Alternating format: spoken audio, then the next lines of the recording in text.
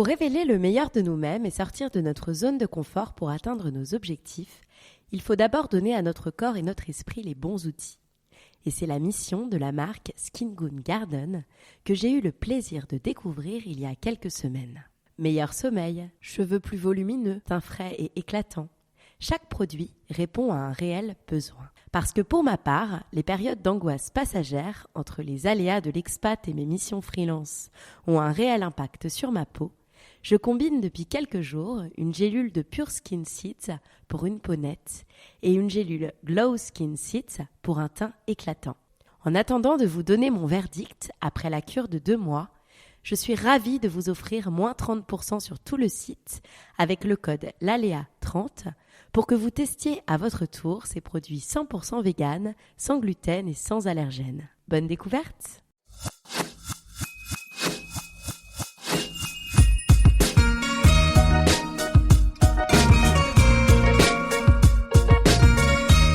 Bonjour, je suis Laura Pouliken, créatrice de contenu freelance et je vous souhaite la bienvenue sur l'ALEA, le podcast qui parle du risque.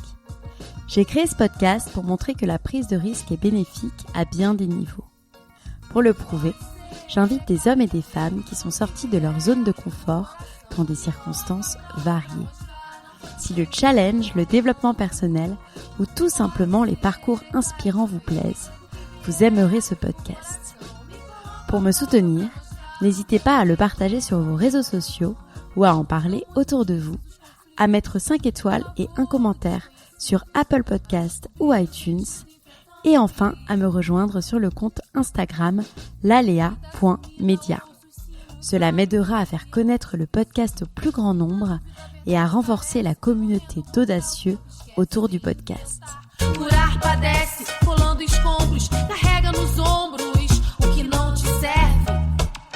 Pour ce hors-série du mois de février, mois de l'amour, et dans une période inédite dans laquelle nous avons plus que besoin de jolies histoires, j'ai décidé de le célébrer.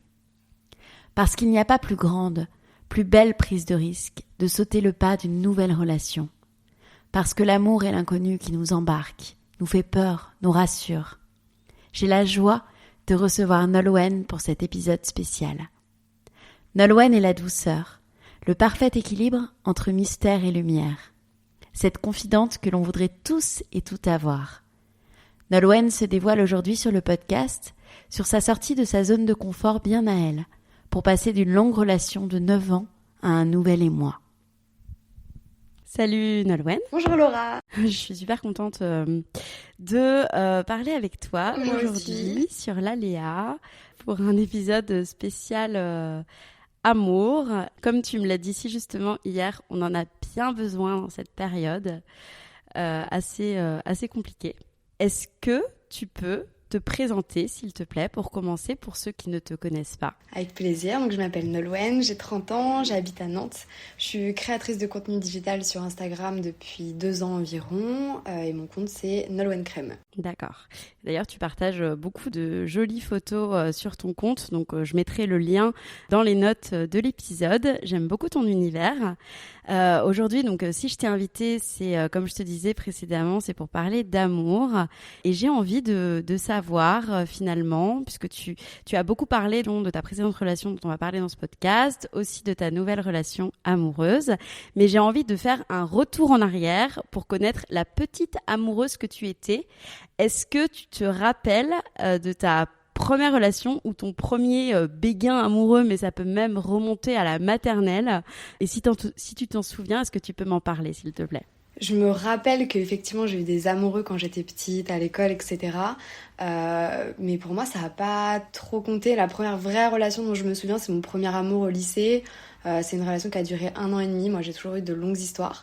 Et à l'époque c'est une relation qui m'a beaucoup appris, qui m'a beaucoup changé, fait évoluer et qui a vraiment contribué à me faire devenir celle que je suis aujourd'hui. Donc c'est la première dont je me souviens et qui a vraiment compté. Mais en général, c'est dingue parce que les premières relations, Et c'est aussi pour ça que je pose cette question, c'est que ça structure aussi derrière notre profil amoureux et notre façon d'appréhender les relations. Moi, ma première relation, je suis restée 4 ans et demi avec le mec. Et c'est vrai que ça a déterminé aussi beaucoup qui je suis aujourd'hui. On était jeunes, on était jaloux, c'était catastrophique. Hein.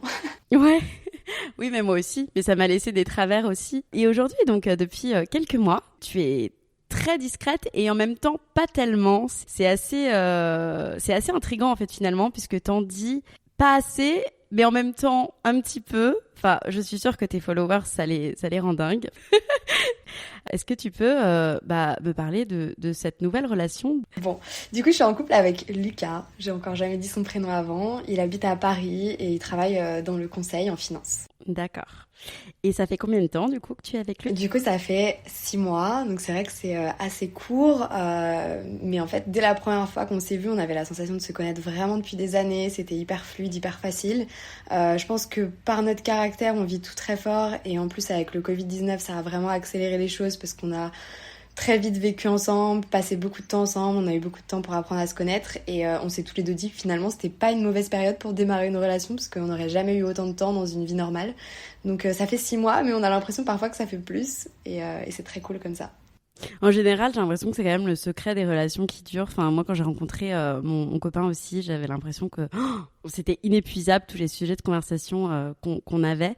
Et vous vous êtes rencontrés comment? C'est complètement improbable. En fait, on s'est parlé sur Instagram cet été au Cap Ferret. Lui, il était à Bordeaux chez son meilleur ami et moi en vacances avec des amis aussi. Et on s'est loupé sur place parce que 2 jours après, je partais à Majorque, etc. Et je sais pas pourquoi, il y a eu un feeling alors que je parle jamais à personne sur Instagram, lui non plus. Et en fait, je lui ai proposé directement qu'il vienne à Nantes dès mon retour. Donc, il m'attendait en bas de chez moi quand je suis revenue de l'aéroport et on s'est vu pour la première fois dans mes escaliers pour monter ma valise. Et ouais, je voulais préciser que c'est pas du tout dans mes habitudes, que tout mon entourage était choqué et inquiet, mais je l'avais bien eu au téléphone avant, au FaceTime, et il y avait vraiment un feeling qui a fait qu'on a sauté le pas. C'est dingue, en fait, vous êtes parlé quelques fois au téléphone et direct, tu t'es dit, je t'invite chez moi. J'avais peur, mais je m'étais dit, bah si ça passe pas, il ira à l'hôtel ou il partira. Enfin, c'était pour à peine 24 heures et il connaissait pas la ville. Et enfin, il y avait à l'époque les restaurants ouverts, on était allé au resto, on était sortis. Enfin, c'était un contexte un petit peu particulier, mais effectivement, je sais pas pourquoi j'avais fait ça, mais je l'ai invité chez moi à passer un week-end directement. Et à quel moment tu dirais finalement que c'est devenu sérieux et que tu t'es dit, bon bah voilà, c'est peut-être un gars avec lequel je vais faire un long chemin, plus qu'un flirt, on va dire. Alors, en fait, c'est bizarre, mais de mon côté, je crois que je l'ai tout de suite su. Je me rappelle que dès le lendemain où je lui ai parlé pour la première fois sur Instagram, j'en ai parlé à mes copines. Donc, c'était bien pour te dire qu'il se passait quelque chose. Mais après, mes copines, elles sont habituées, ma vie, elle ressemble tout le temps à un film et elles m'ont fait redescendre direct. Donc du coup, je ne savais plus trop. Mais je pense qu'il y a eu plusieurs étapes. Déjà, dès le premier week-end, moi, je me rappelle, en le ramenant à la gare, il m'avait dit un truc du style bon, bah, va falloir déménager à Paris, moi, je peux plus vivre sans toi maintenant. Et moi, j'étais là, mais il est sérieux ou c'est juste un beau parleur? Enfin, je savais pas, j'étais perdue totale. Et au final, ce qui s'est vraiment passé, c'est qu'un mois après, je suis allée à Paris pendant 2 semaines pour le travail. Et là, je pensais qu'on allait beaucoup se voir, qu'on allait se rapprocher. Au final, ça a été tout l'inverse. Et je crois qu'à ce moment-là, on hésitait tous les deux à se lancer vraiment dans cette relation. C'était un cap. Et on a failli arrêter. Et je crois que c'est vraiment à ce moment-là où moi j'ai réalisé que je tenais beaucoup à lui, que tout était complètement fou et que ça pouvait pas arriver par hasard. Et en fait, c'est à ce moment-là où moi j'ai commencé à m'investir. Et en plus, après, quelques semaines après, on nous a annoncé un deuxième confinement. Et là, il a pris la décision de venir avec moi à Nantes. Il est resté 6 semaines non-stop. Et là, je crois que c'est pour lui que c'est devenu sérieux à ce moment-là. Et puis, bah voilà, après, ça le devient un petit peu plus chaque jour. C'est encore le début, mais on avance ensemble. Là, on est en train de se présenter un peu nos entourages. On fait de plus en plus de projets. En fait, c'est assez bizarre. C'est ce que tu disais tout à l'heure. À la fois, ça va hyper vite. Et à la fois, on prend notre temps. On est 2 personnalités hyper paradoxales. Et c'est pour ça que sur Instagram, ça se ressent parce que d'un côté, on est tout et d'un côté, on est cool, enfin, on va doucement. C'est hyper paradoxal, on est comme ça. D'accord. Et c'est vrai que ce confinement aussi, c'est un test, hein, parce que d'ailleurs, sur mon podcast, j'avais interviewé Cécile Guéret qui nous donnait des conseils de couple pendant le confinement. Et il y a beaucoup de couples qui se sont séparés, le fait de rester non-stop ensemble. Donc c'est vrai que en plus, commencer une relation dans un contexte de confinement où t'es non-stop ensemble, tu vois directement finalement tous les travers de l'autre. Tu nous prouves que c'est possible, hein. C'est vrai que ouais, je pense que ça doit être assez challengeant. Bah, à la fois, on se dit que c'est même pas un test parce que si on avait vécu ensemble dans la vraie vie, entre guillemets, on n'aurait pas eu autant de difficultés. Donc on se dit que c'est un faux test, c'est une vraie difficulté, mais au final, on le prend vraiment comme un avantage parce que on bosse beaucoup, on est hyper carriériste et on n'aurait jamais eu autant de temps. Donc finalement, on se dit que c'est vraiment un avantage. Et je me rappelle, le premier confinement, on se disait même « Ah, mais en fait, c'est trop bien d'avoir un mois comme ça, ensemble tout le temps. Viens, on se le refera tous les ans, on se fera notre propre confinement. » Au début, on était hyper contents. Bon bah, tant mieux. Toi, tu en parles librement et c'est pour ça que je te pose la question. Tu as été en couple pendant de longues années. Tu expliques que tu t'es séparée sur ton blog. Je crois que ça coïncide aussi avec le départ de ta maman. Est-ce que tu peux m'expliquer les raisons finalement qui t'ont poussée à mettre fin à cette longue relation ? Alors effectivement, j'ai été en couple pendant quasiment 9 ans. Ça a été une histoire incroyable. C'est une personne merveilleuse. Moi, j'en garde vraiment que le meilleur.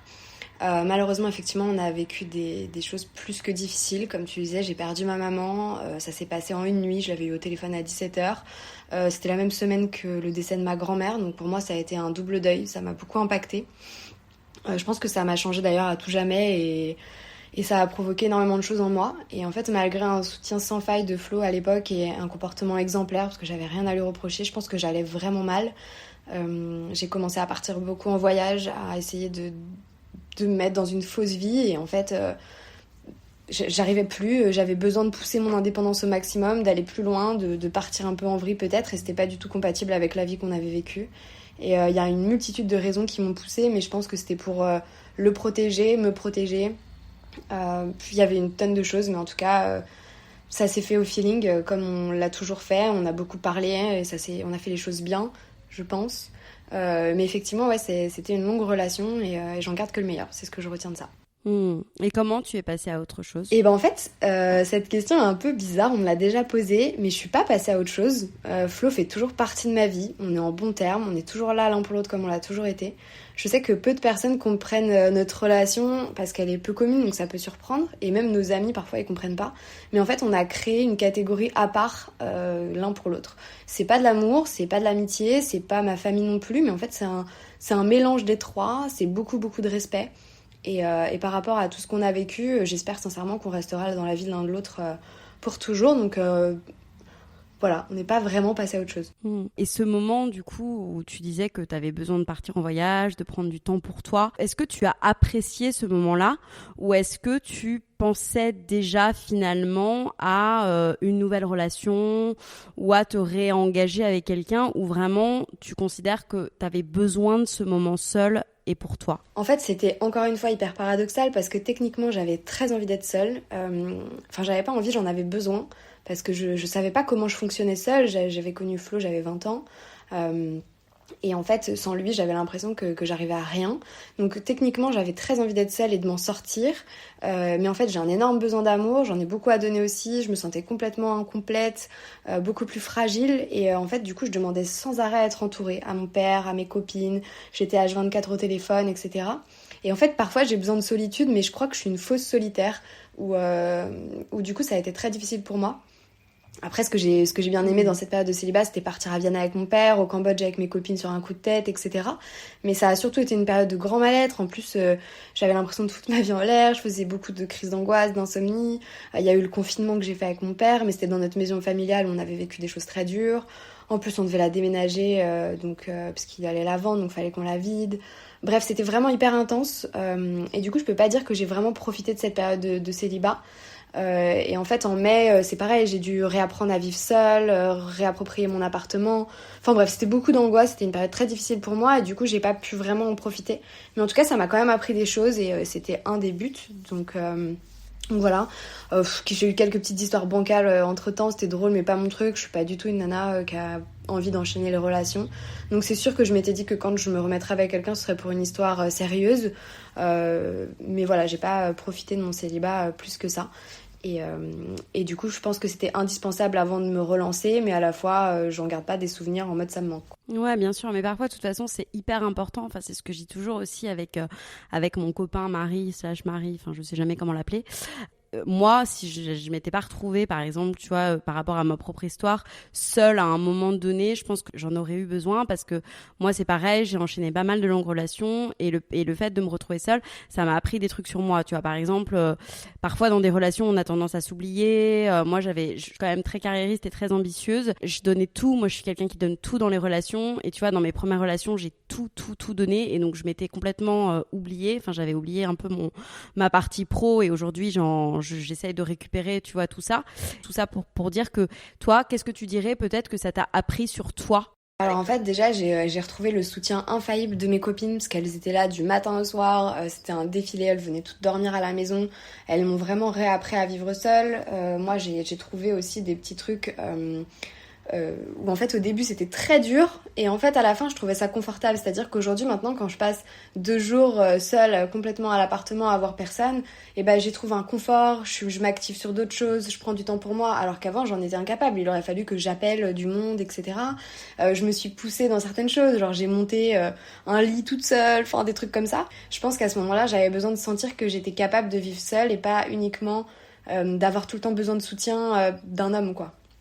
Et c'était trop un pilier et même si c'était merveilleux, ben j'avais besoin de me sortir la force que j'avais en moi pour me sentir capable en fait de continuer à vivre ma vie. Bien sûr.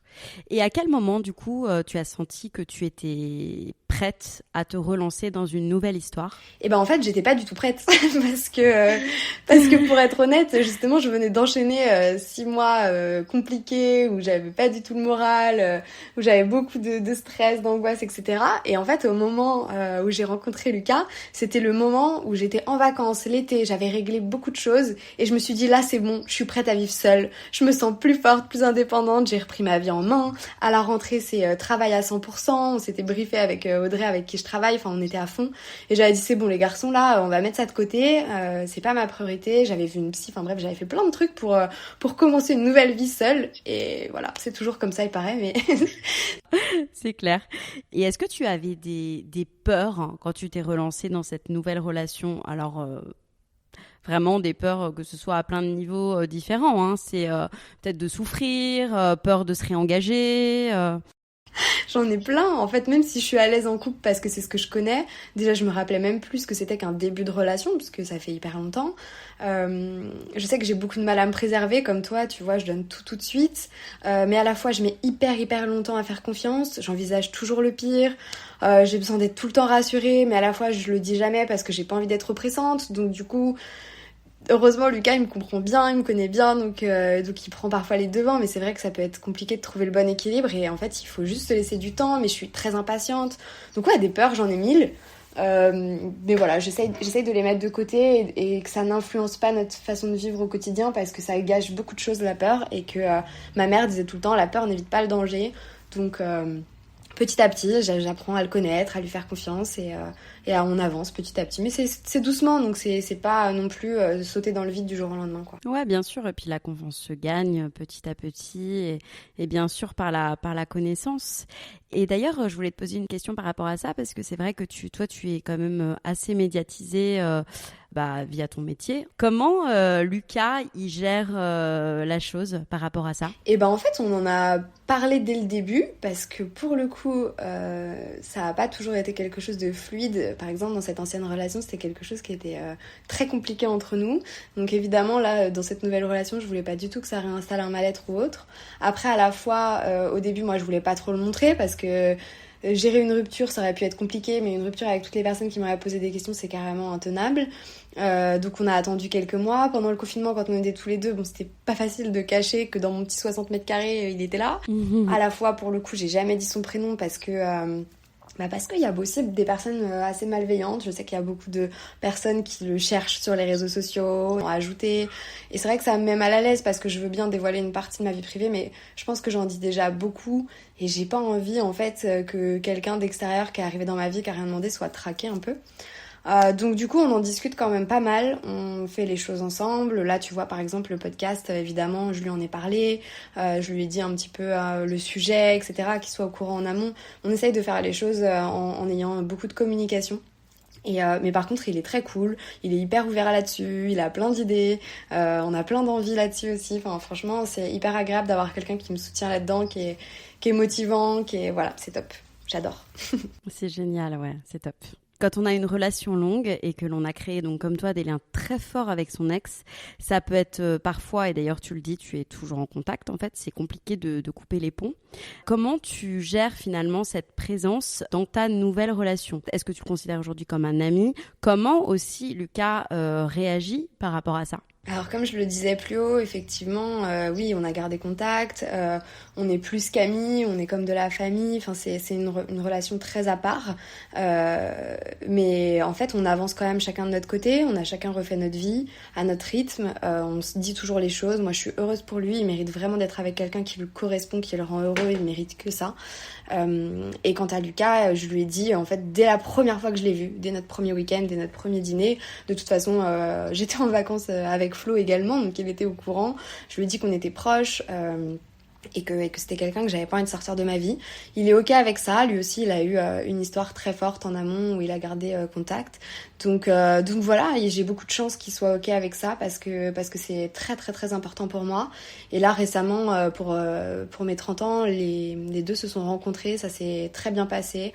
C'est deux personnes extrêmement intelligentes, matures, et du coup je suis hyper fière de tout ça et voilà, j'espère que du coup on pourra continuer tous ensemble notre vie et que chacun sera heureux et bien.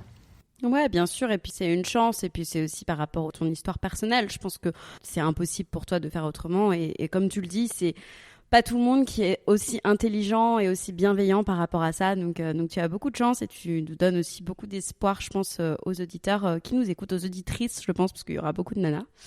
Et pour finir, quels seraient tes conseils pour celles et ceux qui nous écoutent pour se relancer dans une histoire d'amour finalement après une longue relation ?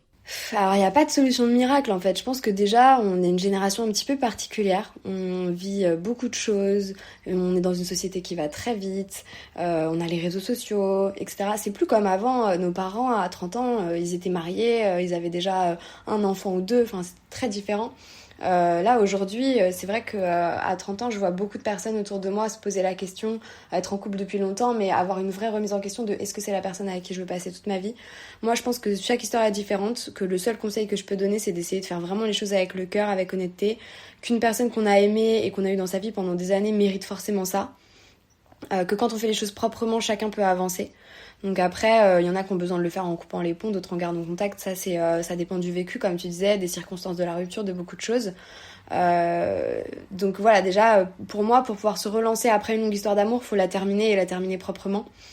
Et après, la nouvelle relation, moi, le conseil, c'est de pas forcément la chercher, parce que c'est vraiment au moment où je m'y attendais le moins que je suis tombée sur la personne qui me rend heureuse aujourd'hui. Y aller au feeling, puisque c'est ce qu'on fait un petit peu tous les jours. S'écouter, communiquer avec l'autre. Et voilà, en fait, à mon sens, une relation d'amour, ça existe uniquement pour se faire du bien, se tirer vers le haut et se rendre heureux. C'est un plus dans la vie. Et après, si ça continue, tant mieux. On sait pas de quoi demain est fait. Moi, ma relation, après 9 ans, elle s'est arrêtée un petit peu du jour au lendemain. Je pense qu'on s'y attendait pas tous les deux. On a eu une prise de conscience d'un coup. Et donc, en fait, voilà, tout peut s'arrêter demain. Faut profiter au quotidien. Faut pas chercher à se relancer à tout prix dans une histoire. La vie fait bien les choses et après, il y a tellement de multitudes d'histoires d'amour différentes, de personnalités différentes. Il y en a un qui peut vouloir garder contact, l'autre non. C'est hyper compliqué, il n'y a pas de conseils à donner là-dessus. Juste écoutez-vous, faites les choses avec le cœur, ayez beaucoup de respect parce que ça vous reviendra toujours. Et espérez toujours que l'autre soit heureux, en fait. Donc voilà, c'est le seul conseil que je pourrais donner à mon niveau. D'accord, merci beaucoup Nolwenn. Je sais pas si tu veux ajouter quelque chose. Non, c'est bon pour moi. Ok, merci beaucoup. Et puis à bientôt. À bientôt. Cet épisode est maintenant terminé et j'espère qu'il vous aura inspiré autant que moi. À très vite sur le compte Instagram lalea.media pour découvrir les coulisses du podcast et à bientôt pour un nouvel épisode.